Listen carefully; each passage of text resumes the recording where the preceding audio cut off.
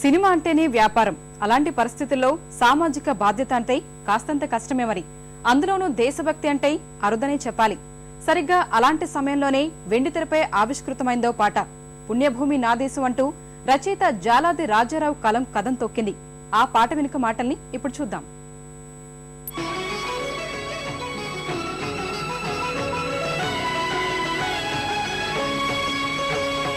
పుణ్యభూమి నా దేశం నమో నమామి, అన్యభూమి నా దేశం సదా స్మరామి. పుణ్యభూమి నా దేశం నమో నమామి. ఈ పాటలోని ఒక్కో అక్షరం లక్ష కాదు, ఏకంగా కోట్ల విలువ చేస్తుంది. నిర్మాత మోహన్ బాబు, దర్శకుడు రాఘవేంద్రరావుకు ఉన్న అభిరుచికి ఇదో నిదర్శనమైతే, మహానటుడు ఎన్టీఆర్లో ఉన్న కళాతృష్ణకు ఈ గీతం ఓ మచ్చుతునక. దేశభక్తుల పాత్రలో నటించాలని ఉందంటూ జాలాదిని అన్నగారు అడిగి రాయించుకున్న గీతమిది. పుణ్యభూమి నా దేశం నమో నమామి, ధన్యభూమి నా దేశం సదా స్మరామి. నన్ను కన్న నా దేశం నమో నమామి, అన్నపూర్ణ నా దేశం సదా స్మరామి. ఈ పాట కోసం జాలాది చరిత్రను తిరగేయాల్సి వచ్చింది. ముందుగా దేశభక్తుల పేర్లను రాసుకుని ఎన్టీఆర్ కు సరిపోయే పాత్రల్ని ఎంచుకుని ఆ తర్వాత గీత రచన మొదలు పెట్టారు. ఆ సందర్భంలో పురుడు పోసుకున్న మొదటి చరణం ఛత్రపతి శివాజీది. అదిగో ఛత్రపతి ధ్వజమెత్తిన ప్రజాపతి, మతోన్మాద శక్తులు చురకత్తులు ఝడిపిస్తే, మానవతుల మాంగల్యం మరుట గలుపుతుంటే, ఆ క్షుద్ర రాజకీయానికి రుద్రనేత్రుడై లేచి, మాతృభూమి నుదుటిపై నెత్తుటి తిలకం దిద్దిన మహావీరుడు, సార్వభౌముడు. ఇక రెండో చరణంలో రోమాలు నిక్కబొడుచుకుంటాయి. అరవీర భయంకరుడు కట్టబ్రహ్మన్న పలుకులవి. ఆ పదాల్ని ఎస్పీ బాలు పలికిన విధానం ఓ ఎత్తైతే, కీరవాణి సంగీతమిచ్చిన తీరు మహాద్భుతం. ఎన్టీఆర్ అభినయం గురించి చెప్పేదేముంది, అవి వింటుంటే ప్రతి ఒక్కరూ రోమాంచితమవుతారు.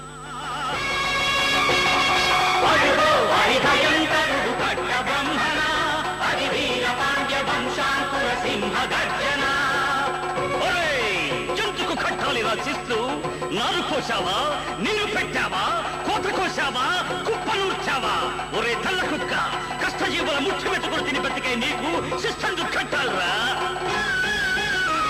అని ఫెళ ఫెళ సంఖ్యళ్ళు దెంచి స్వరాజ్య పోరాటమెంచి ఉరి కొయ్యల ఉగ్గుపాలు తాగాడు. కన్న భూమి ఒడిలోనే ఒరిగాడు. ఎన్టీఆర్ కు అల్లూరి సీతారామరాజు పాత్రంటే మహా ఇష్టం. అందుకేనేమో మూడో చరణంలో ఏకంగా సినిమా అనుభూతిని ఆవిష్కరించారు జాలాది. ఇక్కడ వచనం ఉంది. అయితే కట్టబ్రహ్మన్న పదాల్లో సంగీతంలో బీభత్సరసం ఉంటే, ఈ పదాల్లో సంగీతంలో రౌద్రరసం తొణికిసలాడింది. చివర్లో కరుణరసం ఉప్పొంగింది.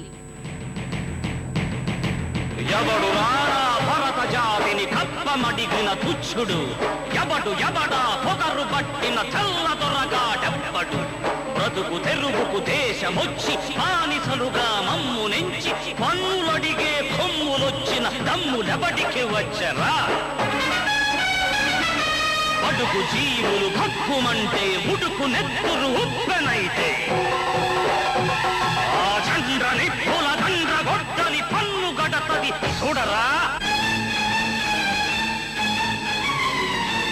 అన్నా మన్నెందొర అల్లూరిని చుట్టుముట్టి మంది మార్తల మెట్టి మరపి రంగులెక్కు పెట్టి, 100 గుళ్ళు ఒక్కసారి పేల్చితే, వందే మాతరం వందే మాతరం వందే మాతరం అన్నది. నాలుగో చరణంలో నేతాజీ జీవితాన్ని ఆవిష్కరించారు.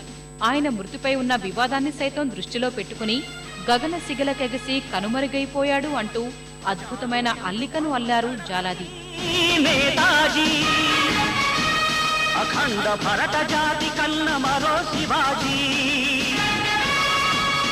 సాయుధ సంగ్రామమే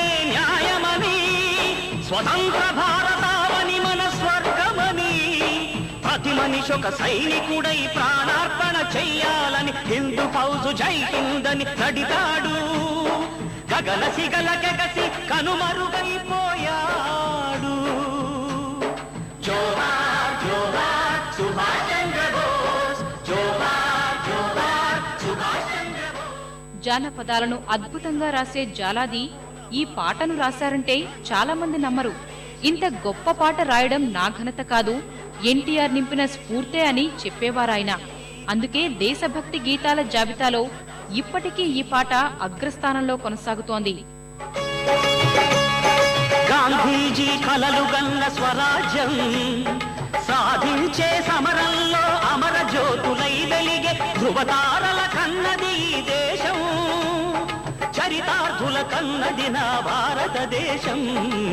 నా దేశం పుణ్యభూమి, నా దేశం నమో నమామి. ధన్యభూమి నా దేశం సదా స్మరామి. నన్ను కన్న నా దేశం నమో నమామి. అన్నపూర్ణ నా దేశం సదా స్మరామి.